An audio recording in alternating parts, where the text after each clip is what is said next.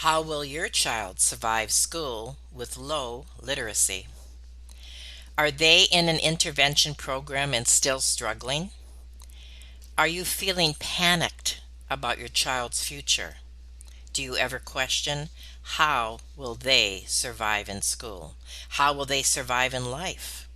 Well, Lois Letchford has stood in your shoes. Her young son, Nicholas, failed first grade. The prognosis was dire. Replacing the despair, Lois took on his teaching to find her son was not slow. Nicholas went from failing first grade to a PhD from Oxford. Wow, you do not want to miss this interview. Have you ever felt like giving up, quitting, throwing in the towel? Welcome to Never Ever Give Up Hope featuring Carol Graham. She's an author, health coach, and motivational speaker. Backed into a corner multiple times in her life, Carol shares with you stories on how she overcame some of the toughest obstacles a person can go through in life, but refused to give up hope. Rather than admit defeat, an opportunity was presented, and it involves each and every one of you.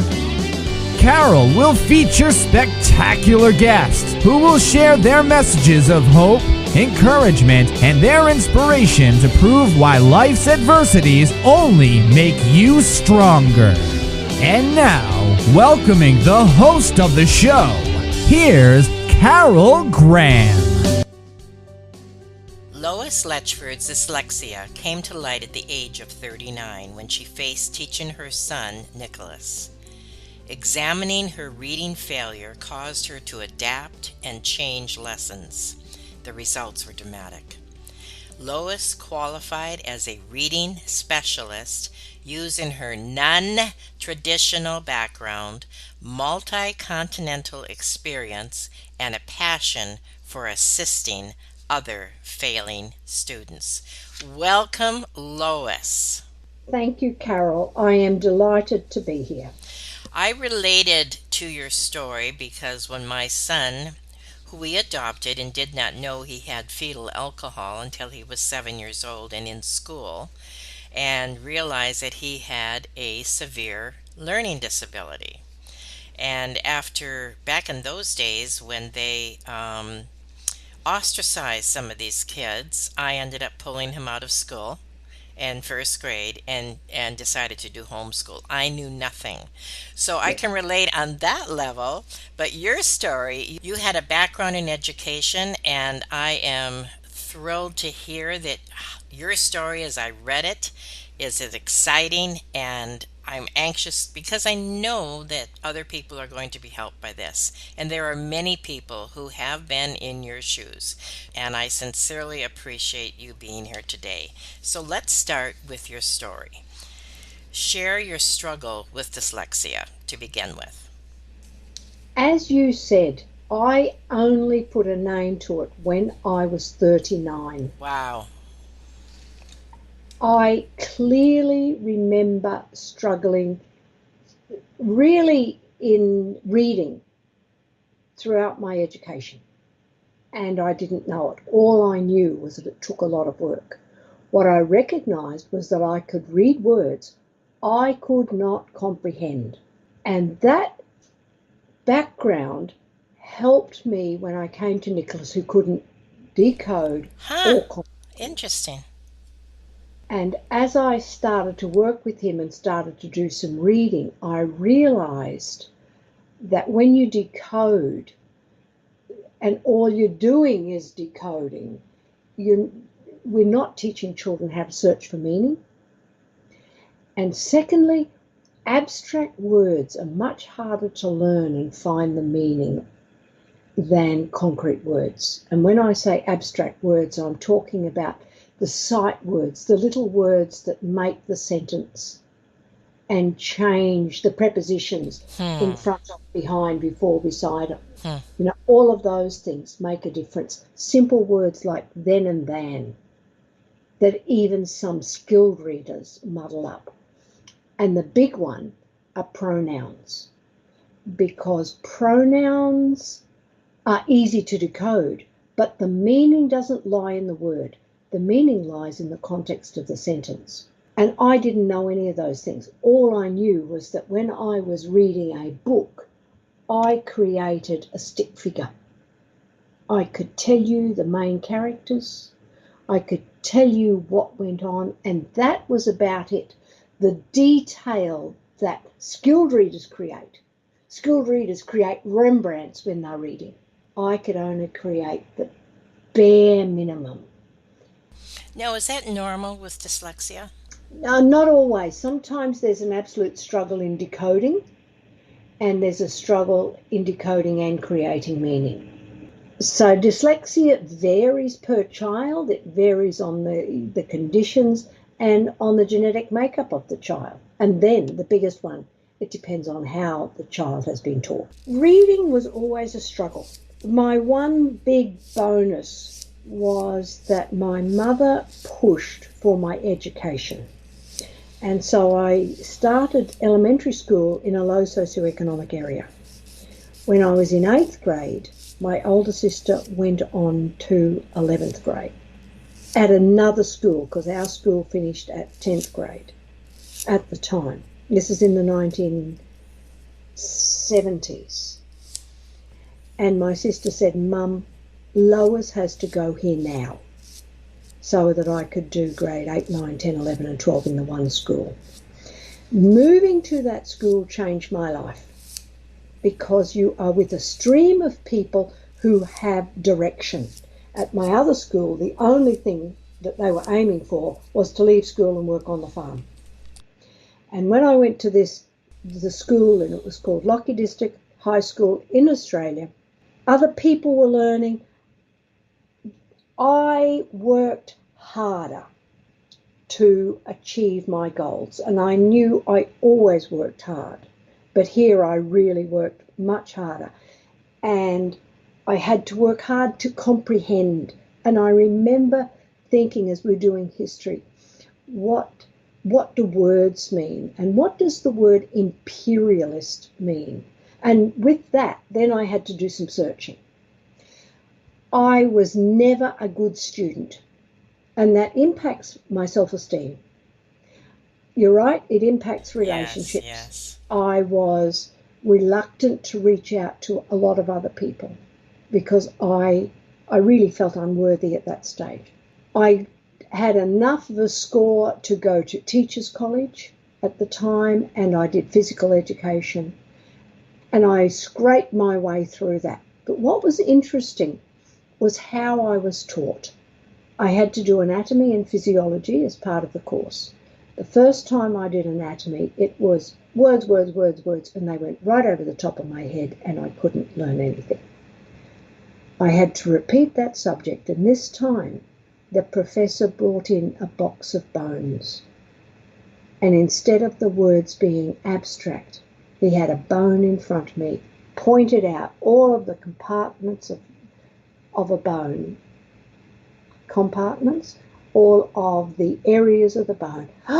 And my mind goes, "Oh, this makes sense." And I could do it. And that activity became a real learning point for me as a teacher. Because when I went to teach my son and my son failed, what did I go back to? Where I had succeeded. And when you're touching things, you're taking away the ambiguities of language. Okay, then I become a teacher, and I'm talking to you now. Language, by its very nature, is abstract. And the way we teach the letters and the sounds and all the parts, we just expect children to get it. Skilled readers, those who don't have any language problems, do get it with ease. So when these children who struggle come along, the teachers are lost. They don't have a clue. So it really helped me. My physical education degree helped me, and my learning disability helped me when my son came along and failed. There's a few things. Yes, the prognosis was absolutely dire. The first component, or the first part I'd like to comment on, was that my son had ear infections from the ages of 8 to 18 months. No one said to me, when a child has ear infections, it impacts the input on their brain. They cannot hear language, or they don't hear it clearly. It's distorted. And it's distorted before they have the ear infection, or before the ear infection is diagnosed, and after the ear infection is diagnosed. So their hearing, thus their brain is changed from not hearing. That's the first part. They're not getting the language that you would expect a child to have. So when my son goes into first grade, and I asked the teacher, I said, how's he getting on? And the teacher looked at me, she threw up her hands and said, well, I don't know how I'm going to teach him this year. He's so far behind, all he does is stare into space. And how now? I wish I had taken my son out of school, Oh, out of that hostile environment yes, yes, immediately. yes. I didn't. I let him fail. Not one person from that school ever spoke to me and said, the way we're treating this child is not acceptable. And why did they treat him appallingly? He's dumb. He wouldn't know. Yeah. Hmm. Well, guess what? He's 36 now. He's not dumb. He did know. And that experience from first grade is still with him. Really? Wow. Yes, What an yes. impact it made, man. And he's had therapy over it. He's talked to me, 3 weeks ago, and he said, I didn't understand why the other children wouldn't play with me. He was isolated. The teacher Oh, isolated him, and then yes. every child isolated him. Horrific. No one should have to do that. Did you have support from any other place? I mean, you didn't have it within the school system, but were other people recognizing, what you were going through and supporting you and helping you, or was this a lone journey for you? It really was a lone journey. My parents, my in-laws all supported me, but it's a very lonely journey because no one in the school is really being honest with you, and all they see is a child who can't do. Right, My son right. bit his fingernails, he wet his pants, and he did stare into space. So at the end of first grade, he could read 10 words. The testing revealed Huh. he had no strengths. And then they said, on that basis of one test that is language based, which my child couldn't do, he's not very smart. That whole process of identifying to get funding can be, and for my son was disastrous. They didn't believe in him. The school did not believe in my child. They didn't find any other way. And then you've got this child who's really low with language, and they teach him the way they teach every other child. Right, And guess what? right. He doesn't get it. So, how did you recognize that there was possibly another way of teaching? And at what point did you pull him out of school and did you throw your hands up in the air and say, what am I going to do now? Or did you already formulated some type of plan? This is fascinating about my story to me. My husband is a professor, and in 1995, his second year of school, my husband had study leave back in his university that did his PhD, back in Oxford University. So for 6 months, our family is going overseas. It's a natural break from the school system. So that's the first part. And I go with a series of books called Success for All that have got isolated words on the page, read the word, decode it, and just go on and say it, and then go through it, and we get to the end of the page, and I look back at the first word, and my Nicholas looks at me, and everything is gone. There's nothing sticking. That's when my mother-in-law was with me, and she said, Lois, put away what's not working and make learning fun. Good, wise woman. Incredible woman, incredible. And at that point, I needed input because I was in the depths of despair. I didn't know what to do. And her words allowed me to throw it away. It's not working. And okay, what can he do? And I recognized my son had two strengths. One was that he could see patterns, and the second, I've now forgotten, he could see patterns easily. So what I did with that was that I wrote a little poem, one little poem, and it was transformative. I didn't expect him to read anything. I read it to him. We read it together. We found the rhyming words. We played the games. He illustrated the poem. And because one poem worked, I went to another and another. And instead of his shoulders being up near his ears and panicked and his muscles being really tight, he's relaxed. He's laughing. I'm laughing. And we're enjoying it. Hmm. That was transformative. And because, as I said, one poem worked, you go to another and another and another. And then the double O's come up. So I'm working through short vowels, and I just wrote poems for him. And double O comes up, as in the words cook, look, and book. And I wrote a poem about the last of the great explorers, Captain James Cook. Simple poem. Captain Cook had a notion. There's a gap in the map in the great big ocean. He took a look without the help of any book, hoping to find a quiet little nook. That simple poem led us to asking lots of questions. Hmm. I didn't know I'd tapped into Nicholas's curiosity. It required not only reading the poem, but then looking at maps.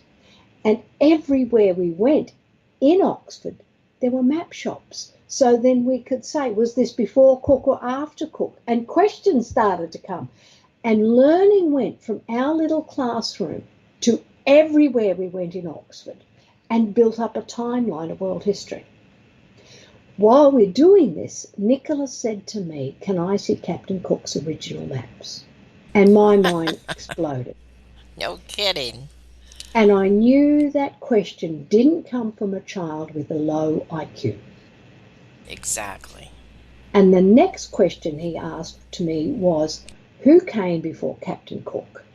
And I, smarty pants here, mother says, well, that was easy, Nicholas. That was Christopher Columbus. And he shoots back, and who came before Columbus? My mind is blown because I know Nicholas has enormous struggles getting thoughts to words and out of his mouth. And I realise that he has done this huge amount of thinking and asked this question Hmm. that doesn't come from a child who's 7 years old. This comes from a brain that is entirely different. And what it caused me to do was do the research. If I read anything to Nicholas, the words came out too quickly and I lost him. So I had to do the research, turn the research into a poem, then read the poem to Nicholas. Then we could discuss the history. Oh my word, that's a double whammy of work, right? It was huge. And so my mind is working, 24 hours a day to try and Right. produce a poem that I could work with Nicholas. It was transformative. So, did you pull him out of school at what point, and did he ever go back? Well, this was the second half of 1995. In grade two, we pulled him out of school because that was the time that my husband's study leave was. Okay, okay. Right. He did go back. He went back to school the next year and he repeated second grade. So he had the same teacher as the prior year. In 1996, he goes back to school and he repeats second grade, so he's got the same teacher.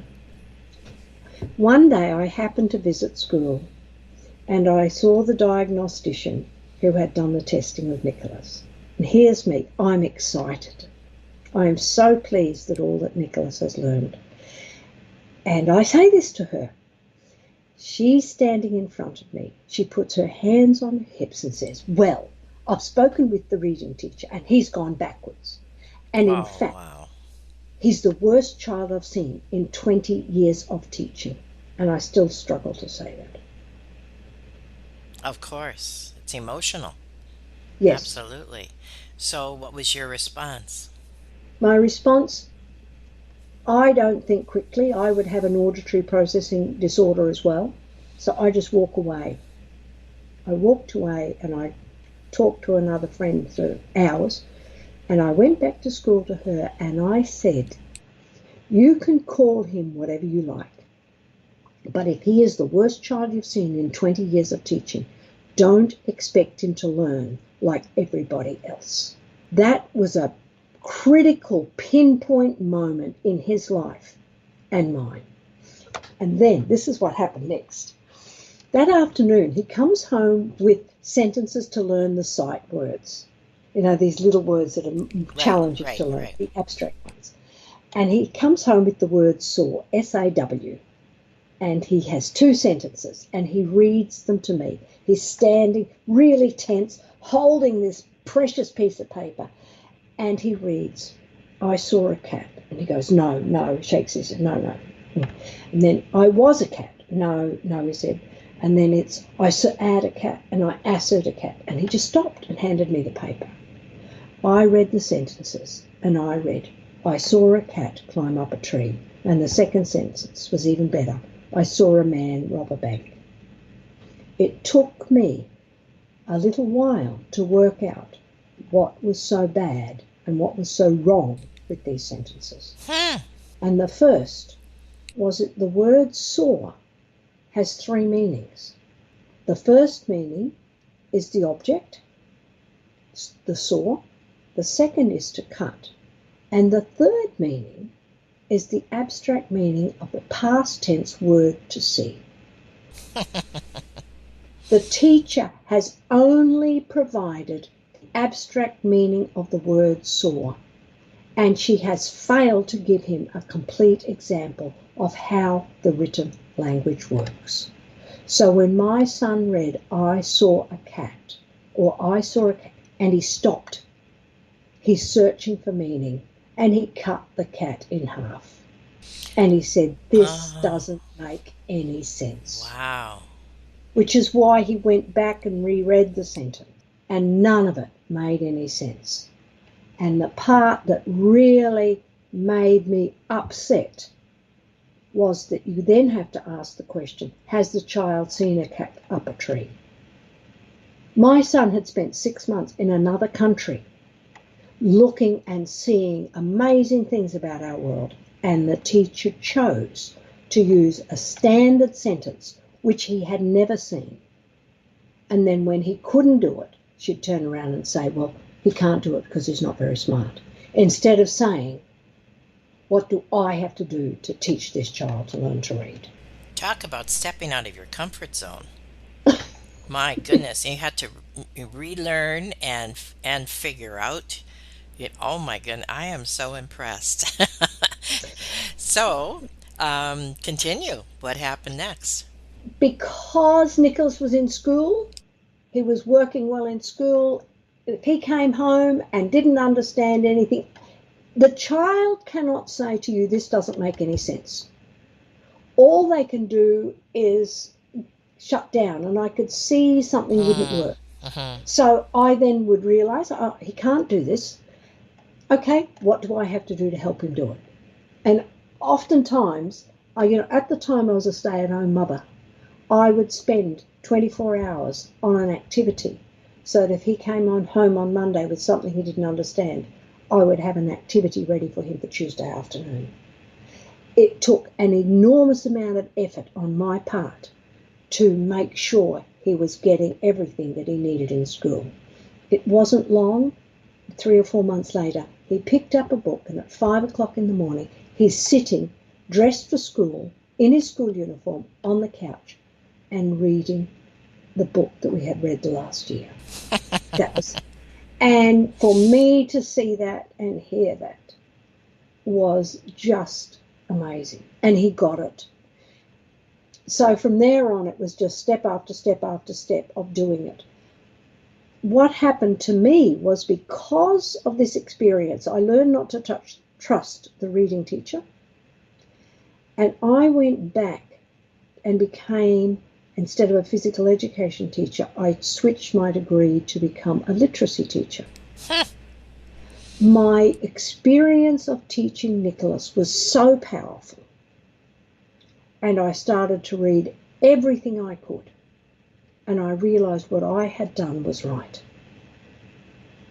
and was in the literature. And the paper that still sticks with me today was called Beyond the Deficit Theory by an Australian professor called Brian Campbell and published in 1990, before Nicholas went to school.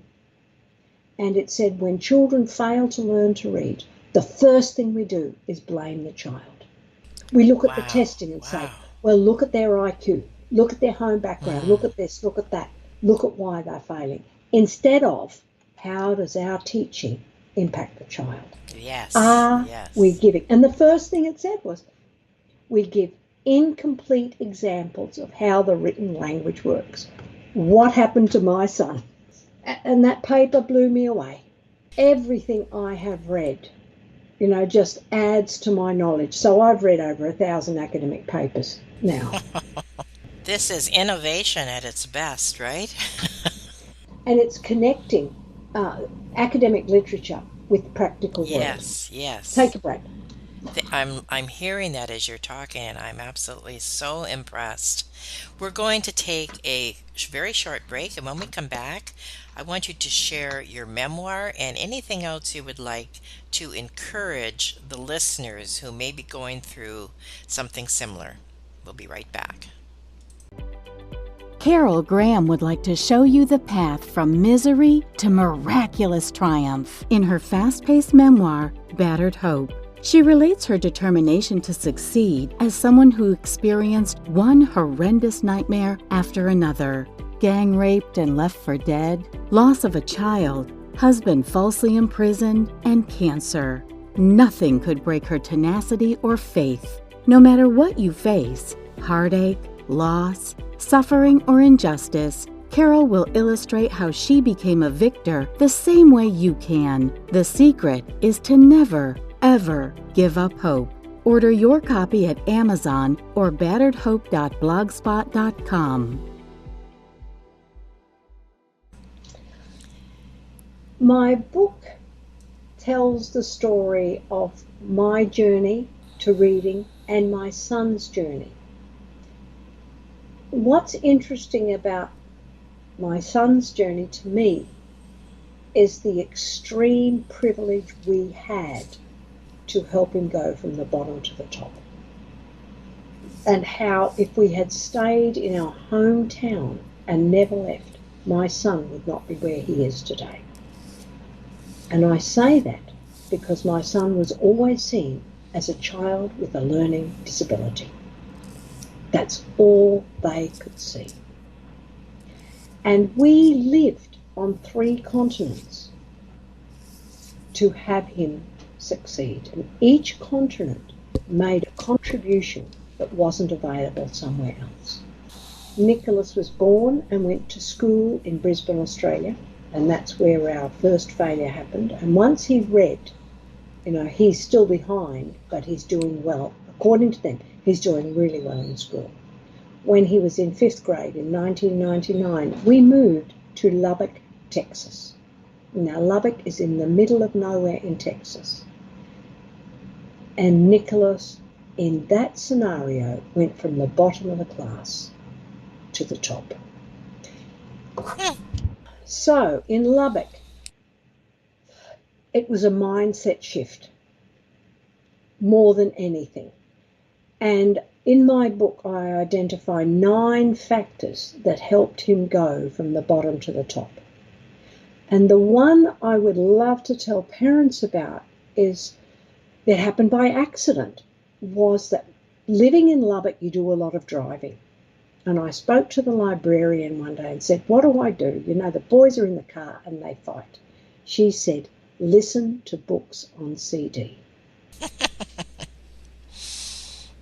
It was transformative for multiple reasons. Yes. But if you've got a child who's behind, they need to hear the language Yes, yes. before they can read it. and they need to hear it at the speed of the skilled readers. And that's what we did. But the listening in itself helped him in the classroom, it helps him at home, and the amount of listening and reading Nicholas did was equivalent to the best child in the classroom reading.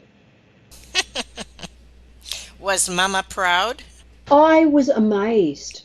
I was amazed at his dedication and his discipline and his ability to say, this is me, this is what I do, and turn his head on everyone else. It doesn't matter.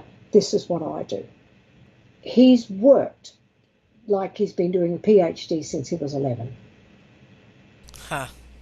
So that was, transformative. And Lubbock for me allowed me to teach.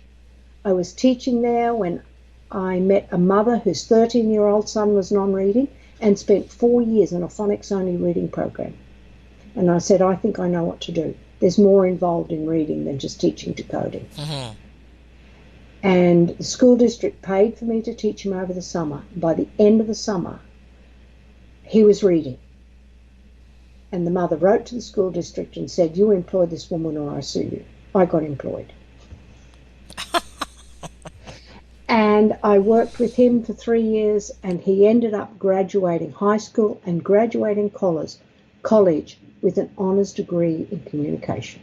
Nicholas's story was extraordinary, and that he graduated high school. We went back to Australia for him to do his undergraduate degree. He started in engineering and kept slipping to doing more and more mathematics because the two fields worked together.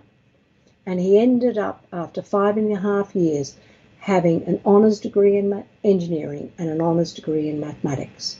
And the following year, he had a scholarship to do a PhD in applied mathematics from Oxford University, which is what he did. So is your book Reversed a memoir, his story or your story? Good question. It's my story. It's about me and how I got there, but it's also how I taught Nicholas and how I learned from him so much more than I could have learned myself. Exactly. Yes.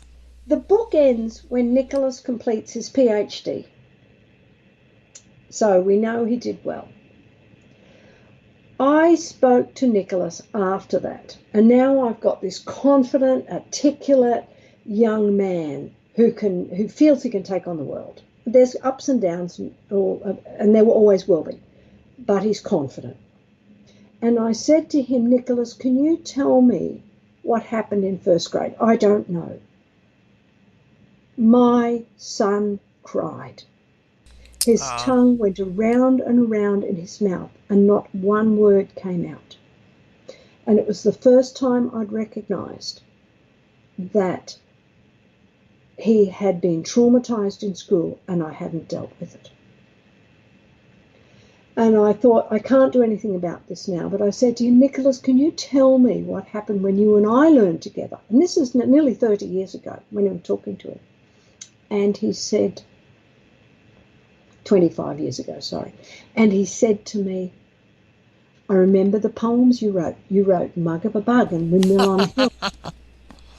And then he said, you taught me about Captain Cook, and learning about Captain Cook and the explorers taught me to love learning, and I never want to stop learning. And then he started giggling. And he said, he's giggling like a 7-year-old, you wrote a poem about a witch's spell. And it was just so hilarious. It was so funny. And we had ingredients from everywhere, I think. And now I'm blown away because I didn't put that last poem into the book because I deemed the poem too bad. And what I'm learning is there is an emotional connection to learning that lasts a lifetime. We think literacy is about learning letters and sounds. And yes, we do have to do that. My question is, how are we doing it? Are we doing it in a way that is so traumatic that we leave children scarred for life? Or are we doing it in a way where emotions connect with learning and we set them up for a lifetime of learning. Now you do private tutoring as well. Is it strictly, is it online or is it strictly one-on-one? It's online. I do one-on-one because I find it most effective. Mm-hmm. And I've found amazingly that online tutoring works. However, let me put a little cravat to that. When children are low, you cannot expect them to deal with the computer and deal with objects, which is what I do. I send and expect them to get it. If the parent is sitting beside the child, that helps enormously. And then I'm helping the parent and the child. Right, right. And that's the critical step. And then once they get it, once they get more confident, then yes, then we can put them on their own. And I have been surprised at how effective online tutoring has been. And I had a 16-year-old come to me whose parents had spent $100,000. He had spent 4 years in a school for dyslexic children, and he came out non-reading. And I have a YouTube channel, and you can hear him reading poems that he would never have done 2 or 3 months prior. Wow. So I'm really pleased with what I've been able to do with online tutoring, and I just love it because I adapt whatever I'm doing to meet the needs of the child. It's not standardized. Well, if any of the people in the audience would like to contact you, and that will be available, I'm assuming. Through my website, Okay. which is loisletchford.com is the best way, or email me or contact me through your podcast. Yes. Excellent. This has been educational. All of us listening have learned something today, and you are a very good teacher. You are very clear, and I appreciate that so much. So is there anything in conclusion that you would like to add in any area? Word of encouragement or anything you would like to add?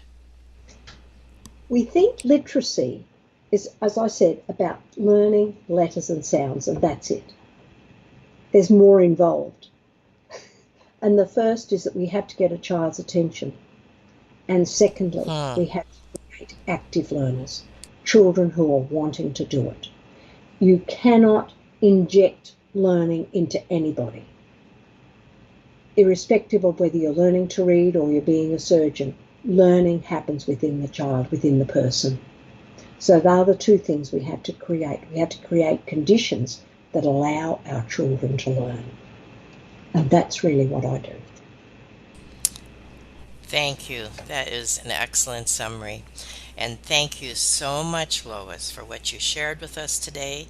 You have been encouraging and definitely motivating, and I appreciate you being on Never Ever Give Up Hope. And I just love the title of your podcast. Thank you, and goodbye. Thank you.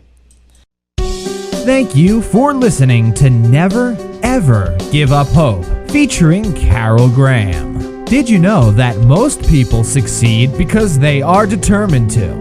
Quitting was never an option. Carol loves your comments and will respond to each one. So please subscribe and review this podcast. A rating of 5 stars would be outstanding and appreciated. Remember, if you are still here, there is always hope.